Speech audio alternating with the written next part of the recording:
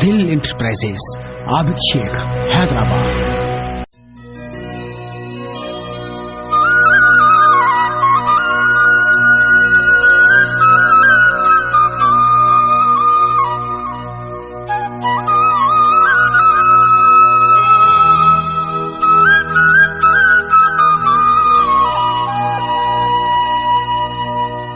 मजबूर आहियां, बेवस आहियां,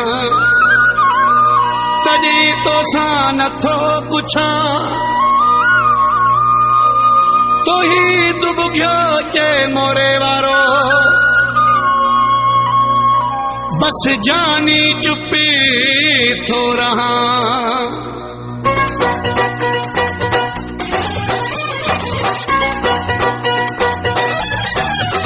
तोते हथो वॾनि माण्हुनि जो, तूं कॾहिं पियो इएं ॻाल्हाई। न त तूं कहिड़ी शइ आहीं, एॾो ॾाढो मुड़िस बि नाहीं। न त तूं कहिड़ी शइ आहीं, एॾो ॾाढो मुड़िस बि नाहीं।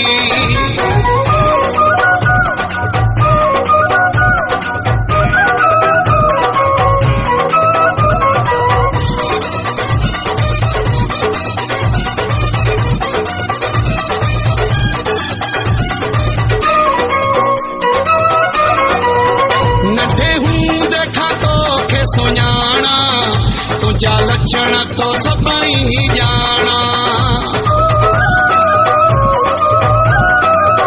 नंढे हूं देखा तोखे सुञाणा, तुंहिंजा लक्षण तो सभई ॼाणा।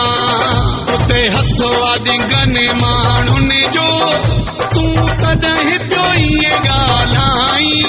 न त तूं कहिड़ी शइ आहीं, एॾो ॾाढो मुड़िस बि नाहीं।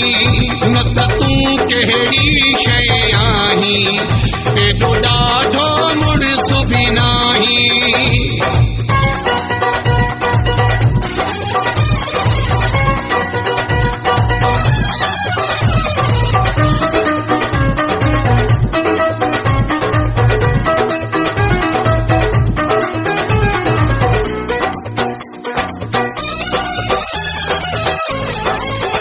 मूंखे ख़बर सॼी सुण आहे, मूंखां ॻाल्हि बुझी काई नाहे। मूंखे ख़बर सॼी सुण आहे, मूंखां ॻाल्हि बुझी काई नाहे। उते हथ अहिड़नि माण्हुनि जो, तूं कॾहिं पियो इएं ॻाल्हाई। न त तूं कहिड़ी शइ आहीं, एॾो ॾाढो मुड़िस बि नाहीं। न त तूं कहिड़ी शइ आहीं, एॾो ॾाढो मुड़िस बि नाहीं।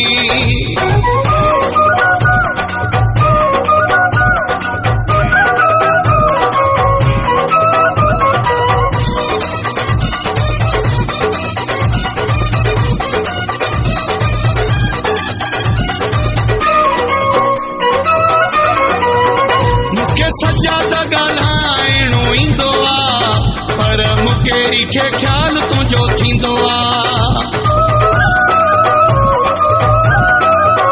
मूंखे सजाद ॻाल्हाइणो ईंदो आ, पर मूंखे खे ख़्याल तुंहिंजो थींदो आ। तोखे हथ ॾाढनि माण्हुनि जो, तूं कॾहिं पियो इएं ॻाल्हाई। न त तूं कहिड़ी शइ आहीं, एॾो ॾाढो मुड़िस बि नाहीं। न त तूं कहिड़ी शइ आहीं, एॾो ॾाढो मुड़िस बि नाहीं। उते हथ वॾनि माण्हुनि जो, तूं कॾहिं पियो इएं ॻाल्हाई। न त तूं कहिड़ी शइ आहीं, एॾो ॾाढो मुड़िस बि नाहीं। न त तूं कहिड़ी शइ आहीं,